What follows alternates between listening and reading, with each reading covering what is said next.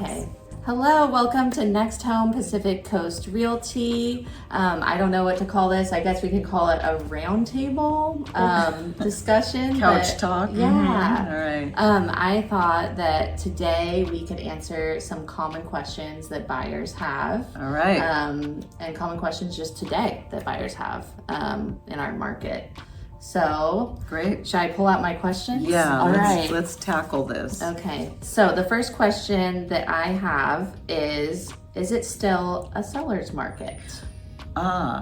It's a slight seller's market. It's not a strong seller's market, but it's pretty neutral right now. Yeah. There's negotiation going on. There's no longer the seller saying my way or the highway. Definitely negotiation going on. Yeah. I think that, how long has it been a seller's market? I feel like it's been a seller's market forever, since at least not before the pandemic.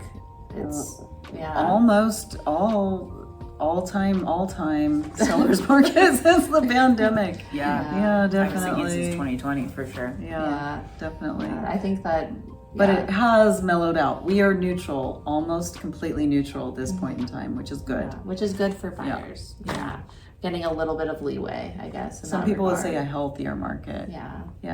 It's true. All right, should we move on to the next question?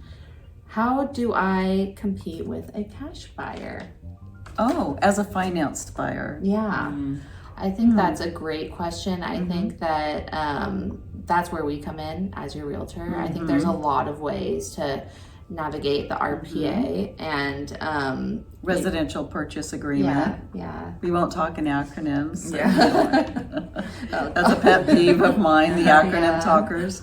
Okay. But I think, you can definitely work through your purchase agreement and also talk with the seller to see what they need. And sometimes just having that dialogue with the seller or the seller's agent and discussing specific things that they may need in a transaction can really boost your offer compared to a cash offer. Significantly. There's a lot of factors that can create a better, stronger offer as a finance buyer. And you're right, the first thing we do is we investigate what does that seller actually really, really, truly need. We work and we know all the people in the area, all the other agents and realtors.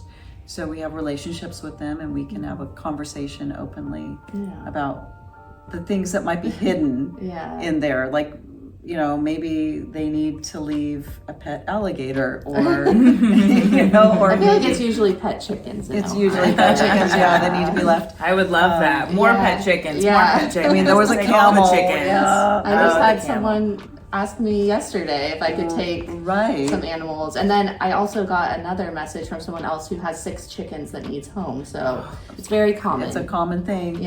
Or unfortunately. Don't tell my partner that there's chickens. Where we will adopt all of your chickens. We love our chicken children. Right. So there's those aspects. There's the timing. I mean, maybe the seller absolutely needs to have 4 more months in the house. There's things like that. So you can make it flexible, like you could close and then they could have a nice, sweet lease for a few months so that they can move out. I mean, I think everyone's personal life is, different, and sometimes they're going through something that you don't know, and all you have to do is ask. And I think that can really make a difference in your offer. Being a human, being sensitive to the seller and what they need and putting that into your offer. For sure. And so we do that, and then working with the other professionals that are involved, right? So you've got your mortgage broker that you can say, how flexible can you be? How quickly can you close?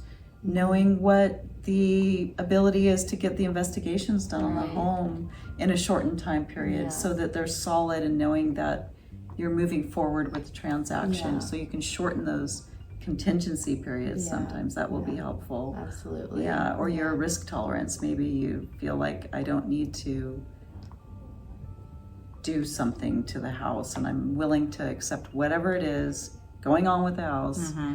We have to really talk about that first, but that can be a good good way to go. Yeah, I think so. You're not completely screwed if you're going up against the cash buyer.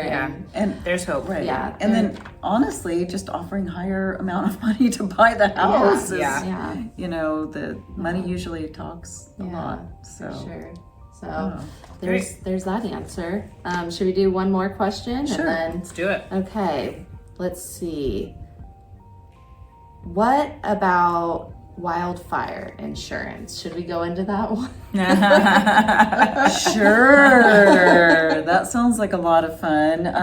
Right. I'm like, do we want to talk about that? Oh, gosh. Well, I know, being up in Sacramento recently and talking to the legislators and everybody across the state and the insurance commissioner and listening to what he has to say, that we are definitely doing things in the state to actually try to assist with insurance.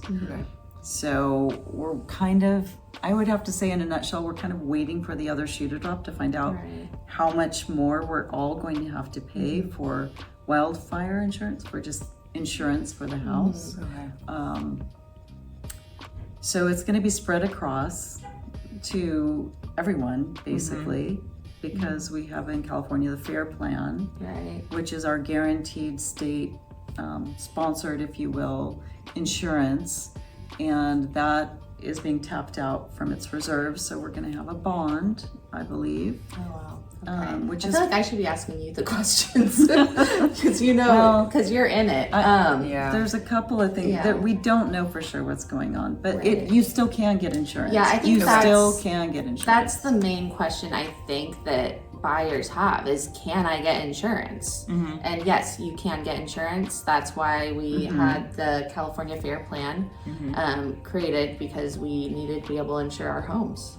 So, and you can get supplemental insurance typically on top of that if it isn't meeting the rebuild that you would like. And I think another important thing, I think this is maybe a tangent, but a question that goes along with this is that I've had a lot of buyers get nervous about going into escrow when they're concerned about what their insurance rate is going to be. There is a contingency for that. So if you find out that your insurance rate is going to be insane and you can't do it, then that is a contingency that you can say, no, it's not going to work for me. But I think you can majority, you can cancel your contract because based of on that. But I will say that every buyer that I have worked with has been able to get insurance, and it has been okay. So I wouldn't be too freaked out about that. That shouldn't stop you from buying a home at the moment. Yeah, I think that maybe that answers the question. I think so.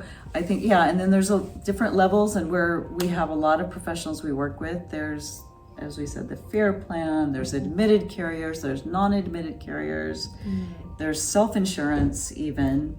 I don't know what that is. Yeah, me neither. You could put some money into some kind of have a savings account. Hopefully built interest. That, that's kind of difficult because our prices are so high. But some people that don't have a lender, a mortgage, can do that if they really want to. That makes sense. So there's ways to go about it. Awesome. Don't lose hope. Yeah. Okay.